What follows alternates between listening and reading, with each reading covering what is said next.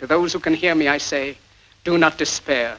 The misery that is now upon us is but the passing of greed, the bitterness of men who fear the way of human progress. The hate of men will pass, and dictators die, and the power they took from the people will return to the people.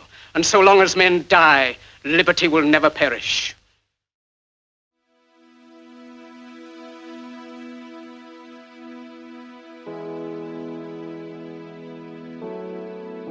This is the story of your enslavement, how it came to be, and how you can finally be free.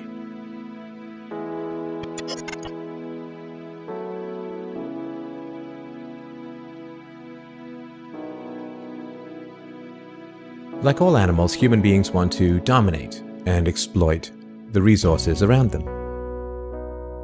At first, we mostly hunted and fished and ate off the land, but then something magical and terrible happened to our minds. We became, alone among the animals, afraid of death and of future loss. And this was the start of a great tragedy and an even greater possibility. You see, when we become afraid of death, of injury and imprisonment, we become controllable and so valuable in a way that no other resource could ever be. The greatest resource for any human being to control is not natural resources or tools or animals or land, but other human beings.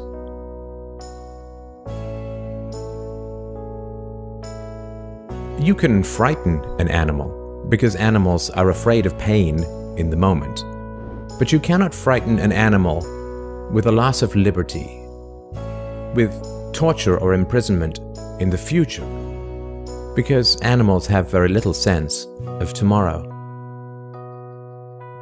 You cannot threaten a cow with torture or a sheep with death. You cannot swing a sword at a tree and scream at it to produce more fruit, or hold a burning torch to a field and demand more wheat. You cannot get more eggs by threatening a hen, but you can get a man to give you his eggs by threatening him. This human farming has been the most profitable and destructive occupation throughout history, and it is now reaching its destructive climax. In nomine Patris et Filii et Spiritus Sancti. Amen. Pax vobis. Peace be with you. Human society cannot be rationally understood until it is seen for what it is. A series of farms where human farmers own human livestock. Next time. New World Order, Mr. Rothschild? What? New World Order? Depopulation? Oh, listen, who are you... Genocide? Who are you televising for? Well, we're independent Yeah. filmmakers. But you have nothing to say, Mr. Rothschild?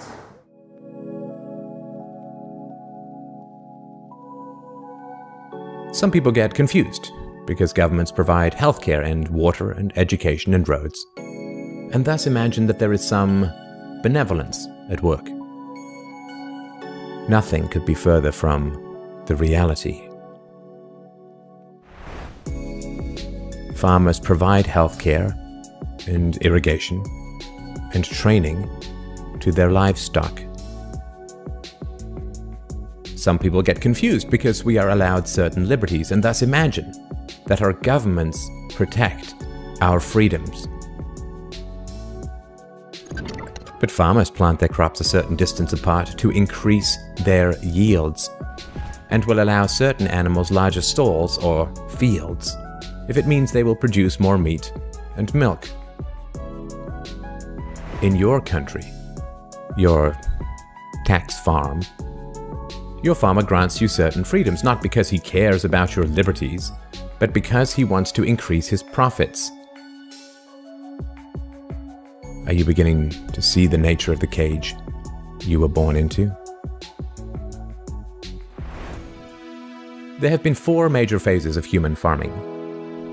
The first phase in ancient Egypt was direct and brutal human compulsion. Human bodies were controlled, but the creative productivity of the human mind remained beyond the reach of the whip and the brand and the shackles.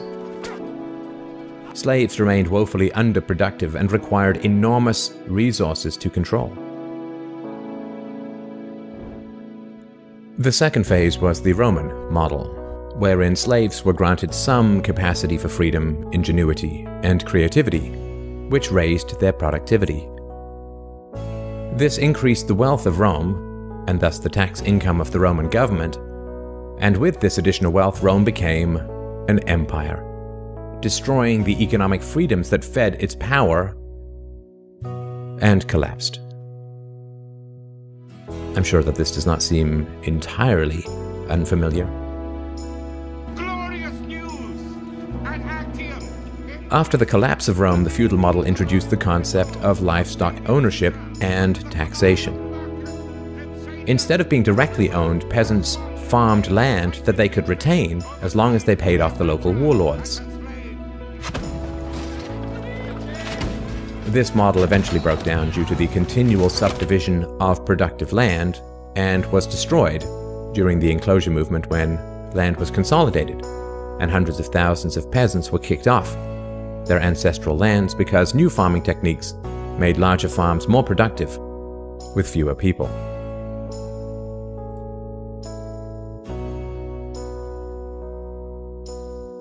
The increased productivity of the later Middle Ages created the excess food required for the expansion of towns and cities, which in turn gave rise to the modern democratic model of human ownership.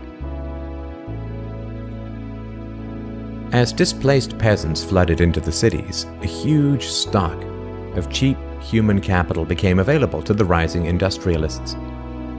And the ruling class of human farmers quickly realized that they could make more money by letting their livestock choose their own occupations. Under the democratic model, direct slave ownership has been replaced by the mafia model. The mafia rarely owns businesses directly, but rather sends thugs around once a month to steal from the business owners. You are now allowed to choose your own occupation, which raises your productivity, and thus the taxes you can pay to your masters. What is the proper relationship, what should be the proper relationship between a chairman of the Fed and a president of the United States?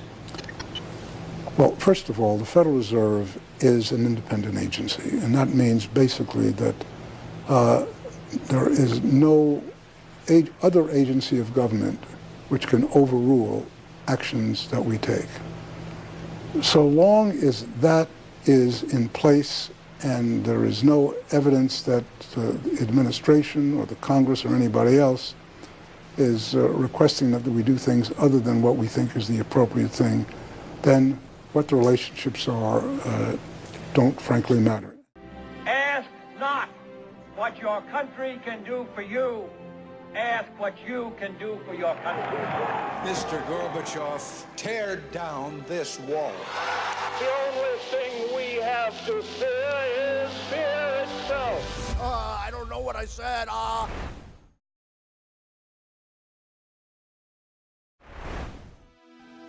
Your few freedoms are preserved because they are profitable to your owners. The great challenge of the democratic model is that increases in wealth and freedom threaten the farmers.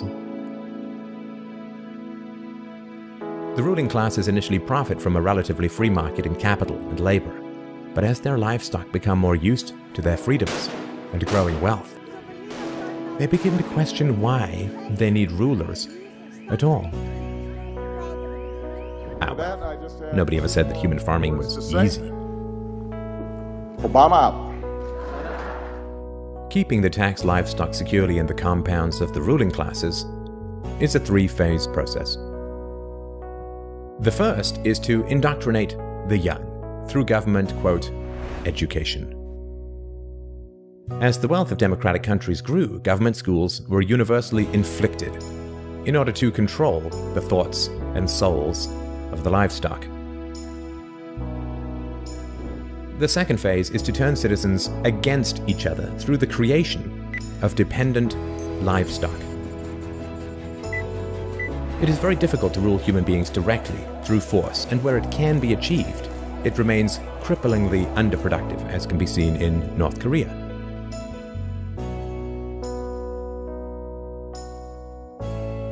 Human beings do not breed well or produce efficiently in direct captivity. But if human beings believe that they are free, then they will produce much more for their farmers. The best way to maintain this illusion of freedom is to put some of the livestock on the payroll of the farmer. Those cows that become dependent on the existing hierarchy will then attack any other cows who point out the violence, hypocrisy, and immorality of human ownership.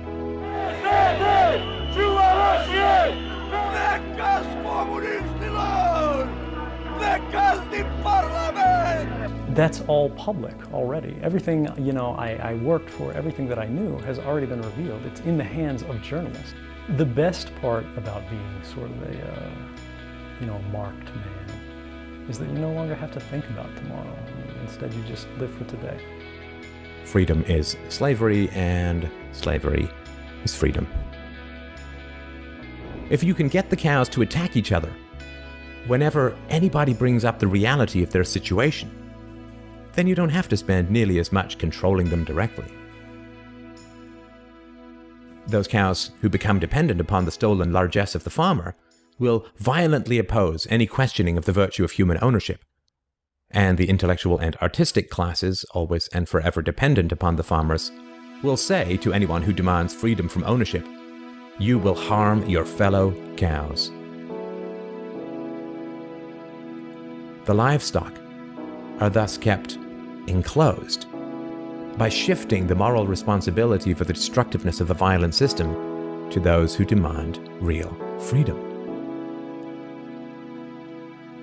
The third phase is to invent continual external threats so that the frightened livestock cling to the protection of the farmers. This system of human farming is now nearing its end. The terrible tragedies of modern Western economic systems has occurred not in spite of, but because of past economic freedoms. The massive increases in Western wealth throughout the 19th century resulted from economic freedoms. And it was this very increase in wealth that fed the size and power of the state. Whenever the livestock become exponentially more productive, you get a corresponding increase in the number of farmers and their dependents. The growth of the state is always proportional to the preceding economic freedoms. Economic freedoms create wealth, and the wealth attracts more thieves and political parasites, whose greed then destroys the economic freedoms. That's because we've been focused ever more on our core mission of organizing the world's information, and we are doing it for everyone, and we approach it by applying deep computer science and technical insights to solve problems at scale. In other words, freedom metastasizes the cancer of the state. The government that starts off the smallest will always end up the largest. This is why there can be no viable and sustainable alternative to a truly free and peaceful society. A society without political rulers, without human ownership, without the violence of taxation and statism. To be truly free is both very easy and very hard. We avoid the horror of our enslavement because it is so painful to see it directly. We dance around the endless violence of our dying system because we fear the attacks of our fellow livestock. But we can only be kept in the cages we refuse to see. Wake up. To see the farm is to leave it. Let us fight to free the world, to do away with national barriers, to do away with greed, with hate and intolerance. Let us fight for a world of reason, a world where science and progress will lead to all men's happiness. Soldiers, in the name of democracy, let us all unite!